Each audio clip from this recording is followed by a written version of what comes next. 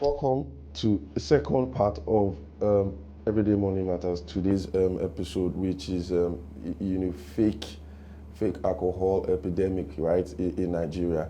And the first part we spoke about how the anti-counterfeiting organization tackle the situation. But now to this second part, we're looking to speak on regulation. And I have with me Ehi Abi Oluwatoyin, is a chief standard officer with SON, and also Noura Abdullahi Jafar is also an assistant chief officer, standard officer with SON. Welcome to Everyday Money Matters, and I'm really happy to have you here. Thank you. Welcome. Thank you very much. Yeah. So the earlier discussion I had with Ayokunle from Anti-Counterfeit, shared. We spoke on how incentivize the people, let people know, make people more aware of the constant rise of fake alcohol in Nigeria. But we still want more. We want to know about the regulatory, what exactly is being done. And without further ado, I'm very convinced I have the right people in front of me. So, what are the regulators like let me say NAFDAC, for instance, doing to curb the production and distribution of fake alcohol? I don't know whether NAFDAC is the right one, but I should probably say SON, right? Because that is actually who we're dealing with anyway. Exactly. So, yeah. So, what exactly are you is your organization doing to curb this epidemic? I will use the word. Yeah. Thank you very much. Yeah. It's really an epidemic, and I would say it's a serious issue because our organization, we are hell-bent on clamping down on substandard goods in Nigeria. Yeah. Okay, and we are doing a lot. We have a MANCAP scheme. Okay. That's mandatory conformity assessment program for locally produced goods in Nigeria. Okay. And also we have the SUNCAP scheme, which we use to regulate products in the country. Okay. Unfortunately, some of these products, they are not only being produced in Nigeria, in unassumed places where you don't even expect. Some are even coming in from porous borders. Yeah. So that makes the work more challenging, okay, to meet up with a regulatory. Okay, and we are doing a lot as per factory inspection visits. We carry out unannounced also inspection to some of these unassumed places when we get an information or tip-off on their location. We go and raid them, we carry out enforcement activities. So our team in the organization is working around the clock. But sometimes it's not easy to meet up with this, the volume of the work, because aside that, they are also in the markets. We carry out market surveillance activities, and we pick them randomly, carry out analysis. We have standard laboratory in Standard Organization of Nigeria, okay, in which we analyze all these products, and when we detect that they are fake, okay, we raid some of these locations unannounced. Yeah. And then we introduce fines, they pay fines, okay? And some of these people also, we observe that some of them, it's not that they are doing the wrong thing, they don't know how to do it rightly. So we bring them into our database, and then we ensure compliance to the minimum requirements of the standard. We have standard for alcoholic beers, we have standard for cordials, we have Nigerian Industrial Standard for liquor, we have Nigerian Industrial Standard for spirits. Okay, so it's to show them how to do it properly, all right? And then our standards are the minimum requirements. So it's not difficult to meet up with. It's just that in Nigerian factor, we always want to go for corners. Yeah, we like to cut corners a lot, all right? And we feel maybe it's too expensive to meet up with standards, all right? So that's the challenge we are having, but we are equal to the task. It really sounds like you're doing a lot, because from our own impression is, okay, they are making fake alcohol. They've caught them. We see the videos online, right? We never even realize it. They actually cross the borders. So, I Yes. mean, immigration has to They come are in to coming assist you. Like, from other countries. wow, that's a lot. So you're dealing with the borders, dealing with the people in-house, and also still educating them. You understand? That's a lot, though. Yeah, a lot. Well done, well done. And Thank you. so are these measures really effective? I know you said you're trying, but do you think it has actually been effective? Has there been some, at least progression? You know, when you can look back and say, okay, yes, we have a lot to do, but we know we've done enough. Yes, I would say these methods are very effective Yeah. because from our own end as regulatory, we find a lot of them. There is awareness creation now on the importance of compliance. Okay, and there are a lot of these stakeholders are even walking into our office to register and certify their products. To certify their products to our MANCAP scheme and a prototype certification scheme. Okay. We also have PI, that's the baby of MANCAP, recently introduced product identification scheme. Okay, so we have all these things to encourage compliance. So many of these people are walking into our offices and ensuring that they are certified. Okay, and obviously the more certified people you have, the more we have standard and quality products in the market. Thank you for finishing that sentence yes. for me. That's good. So what steps do you think the focus initially was alcohol, but we got to find out that it's even beyond that, right? And obviously this counterfeiting will affect industries, right? People that are actually doing the business. You understand? So it will affect their numbers, because we also identified in the part one, right, where the counterfeiters are making these drinks or whatever it is for very cheap prices and selling them at a premium, right? And even organizations, like you said, you bust them without letting them know, right? We also identified the fact that some of them intentionally purchase fake products and mix them up with originals so they can, mark up their money, their profits, right? So they buy cheap and sell very high. So what's advice or what do you feel, the alcohol industry, right, should actually, do to protect their products, aside the, the beautiful work you guys are doing, do you think there's anything they can also do, to aid, make your work easier, and likewise their business, grow? Okay, thank you very much for this question. Yeah. So basically, what we normally advise people that are into production of alcoholic related product to do is for them to open up to regulations. Most times these are people that are always in the market, they engage with their customers and people that they do distribution of this product to. Our advice is whenever they notice or they suspected that the product is being packed and distributed for people to use, let them report it to us directly, because we have a unit, consumer complaint unit, that handles such cases. So what we normally do whenever a complaint is lodged,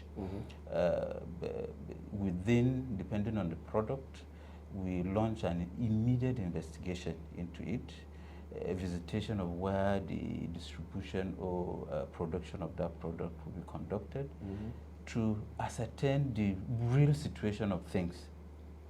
There are requirements for you to even have a brewery. Okay, yes. Exactly. Should be. So first of all, are you even meeting that requirement? Because the regulation requires that before you start producing any product, that product should be able to meet the requirement of Nigerian industrial standard for that product. If you are looking at product like maybe brandy, whiskey, you are looking at spirit. We have a standard specifically for that product. So what standard does, it specifies the requirement. What are the things to look out for? What are the things to test before the product is released for consumption? Because otherwise there won't be any way for you to even be sure of the quality of what you are sending to the public. So through the inspection program that we have, which is man-cab inspection, all these people that produce with or without the knowledge of organization will be visited. There are requirements, like I said it earlier, for them to produce such kind of product. One, you must have a lab. Yeah. Because for you to ascertain the quality of every batch, because that's the expectation of the standard. Yeah, it has to be testing. Exactly. Yes. The testing should be continuous. You should be able to have a facility to test your product so that at any point in time, we should be able to say this is the quality of what a production is per batch. So most times we advise that they should open up to regulations, and we do. From our own part, we actually make sure that strict compliance is actually done exactly, so that for us to be in a safer side. And at the end of the day, product that complied with the requirement are issued certification logo and number. You will be seeing eagle, a picture of eagle Sign and of a an eagle. and a number, exactly, which is an indication that that product has been tested, exactly, tested, but in-house, and in our own lab, for you to exactly, and the quality has to be consistent based on the requirement of that standard. So that for the organization to make sure that you actually, your product worth being given that certification. Yeah, yeah. Yes. So basically, we advise most of them that have those issues, and quite a number of them, they are coming up to report such cases, and even apart from that, from our own point, we have a market surveillance and enforcement unit, which from time to time they go to supermarket, check, exactly, pick sample at random, send it to our own lab for more confirmatory analysis. If, what do you call it, there are deviations or non-conformance, immediately we call for recall of that product. Okay, that's good. We recall and we destroy. Exactly. Destroy. Yeah, exactly. definitely. I give you that. I see it all the time. Exactly. But it has to be tested. The sample has to be picked, tested in our lab to make sure that what do you call it? What we are seeing, does it conform to the requirement of the standard? Does it not? What are the gaps? What are the, because most of these issues that has to do with standard are critical, are things that has to do with direct health of everybody. Health, so exactly, we don't want a situation whereby somebody will take a product and the next thing you fall in. I've seen situations where that really happens. Exactly. And it's just sad. What you've said, right? I mean, if you get follow the standard, you get certified. You can make your own drink. You don't have to copy someone else's drink. You just do brand your drink yourself and sell, right? Exactly. Small scale entrepreneurship is the bane of the economy. Yeah. And that's what our Director General is even encouraging. That more entrepreneurs should come up, but they should be open. So that it could be properly regulated. That's why they hide, because they are not. They are coming out to make drinks and deceive people that this is what you are buying. But they are trying to cut corners. They want to spend little on quality and make high profit margin. It's just sad, because I mean, the fact that people are drinking these fake drinks, right, and still some people are okay with it, right, not necessarily understanding the health implications of it, but people still drink it regardless because they don't know. But if you brand it and follow the standard, then you can actually have a business. And you make your own money. You have your own brand, and if you do well, your business grows, right? Of course, and that's why we're there for SMEs. I was going to ask, so as a consumer, what should I look forward to before buying, fake alcohol? But I think you've already said it. The eagle. Actually, can I say something? I'd love to hear. Okay. Will I say any product that is not certified to our man-cap scheme is substandard from our own end. Yeah. You're not registered with NAFDAC. You're not registered with SON. Then you're substandard. Okay, and that's why we encourage that people should come out. They should. We are available in different locations in Nigeria, in all the states of the federation. Okay, so if they could just walk into any of our offices, all right, and then register, certify their products for our MANCAP scheme, then we monitor their progression over a period. Okay, and then although there are charges attracted to this, okay, you have to pay some charges, but it's just minimal compared to the amount of profit you will gain. And then another thing is that it reduces trade barrier. You can even export. Yeah, exactly. All right, you can even, after you have a large market share in the country, but after that you can even export to other countries. But you must fulfill national requirement first. Yes. And that's why we're talking about MANCAP. Before you can now export. Yeah. Okay, and then we want you to be able to have a level playing field with products in the international market. No, we are talking about ECOWAS now, free trade zone, and all that. So you should be able to cash in if you meet up with compliance to statutory regulations. Yeah. So I mean, you've all heard it. We need to comply really, and you don't need to copy another brand. Just make yours branded well. Use your name. Make it drink. Once you meet the standards, you are guaranteed. And you heard, if you follow the rules, you can actually export. So I'm hoping you guys out there, will try, at least try, and save us the stress of drinking and going to the hospital the next day. And last question, really. So what do you think the future, looks like? With all the efforts, that you are all putting in towards. Stopping this? Will it be total eradication or eventually? Yes, actually, there will be light at the end of the tunnel because we are seeing the result already. Okay. More people are embracing standardization and ensuring their product meet the minimum requirement of the standard. We are seeing, even in terms of the samples that are picked from our own during inspections and market surveillance activities too. Most of the products are conforming, and the ones that don't, because most of the time, not all the time that product do pass. Those that conform, that do not conform, we ensure that compliance is being done through feedbacks and regular engagement with the stakeholders, so that for them to take corrective action. These are the measures that basically the organization put in place to make sure that at least the people that are producing such products are informed. If you did good, you will receive communication that your product is okay. If there are observations, we'll point it out, and immediate action will be expected to be taken to make sure that everything is okay before you send the product, a producer send the product for consumption. Okay. So these are basically the processes that are put in place to make sure that the consumer, the end user, get the expected outcome of quality. Exactly. Yeah. Thank you. I like you've used the word immediate response so many times. So I mean, that's pretty much encouraging. And can I say something also? Yeah. Then also observation through our factory inspections. Yeah. Okay, because we collect data.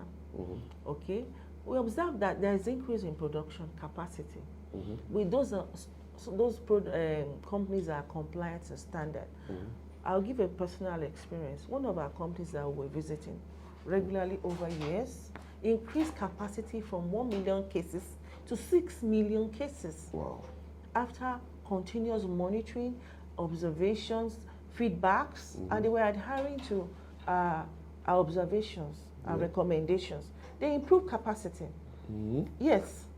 because they are doing the right thing. Yeah, that's a massive leap. Will I say customers out there, they are getting more aware of quality, they are looking out for quality, okay? And then once they have a satisfied customer, of course, the satisfied customer will preach it out to other people that this product is of quality, you patronize it. Okay. And it's not just only one, several others too are improving consistently after we monitor them over the years, okay? And they are enlarging their capacity. Thank you so much, Hiyabi and Jafari. You have immensely, contributed to this, and I hope we have, been of very good value to the audience. I believe so because I've learned a lot, so I really appreciate it. And we look forward to talking to you guys again, and definitely we'll put your contact details. Their contact details will be in the video description. So for anybody that wants to, refer, report, or certify his or her business and not go the counterfeit route, feel free to check their details in the description and take it from there. Thank you so much. And they say this Happy New Year. Thank you for having us. Happy New Year. Happy New Year. We're grateful. Thank you very much. Thank you very much. Thank you for having us. Bye-bye. Okay.